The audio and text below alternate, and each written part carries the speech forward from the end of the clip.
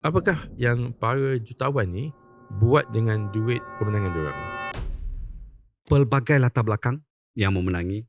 Kita melihat mereka yang hidupnya bukan senang. Ada pemenang kita hanyalah penoreh getah memenangi 1 juta. Yang memang desperate untuk membantu anak untuk dia punya education. Tiba-tiba dipilih sebagai jutawan SSP dan dengan jutawan SSP tadi, kehidupan anak, pembelajaran anak terpelihara. Kita melihat pemenang SSP datang daripada budak berumur 17 tahun contohnya. Dengan jumlah kemenangan yang dia dapat tadi untuk education dia daripada 17 tahun SPM ke hadapan secure.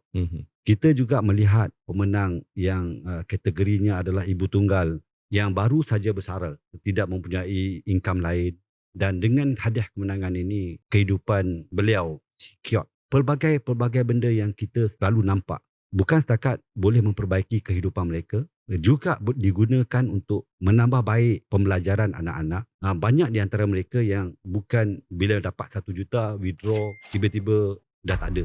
Mereka ini continue budaya menyimpan. Ada withdraw, mungkin dia withdraw 100-200 ribu, tetapi mereka continue untuk menyimpan satu budaya menabung apabila dah berada di dalam diri. Alhamdulillah, kita nampak itu adalah budaya yang boleh membantu mereka ke hadapan.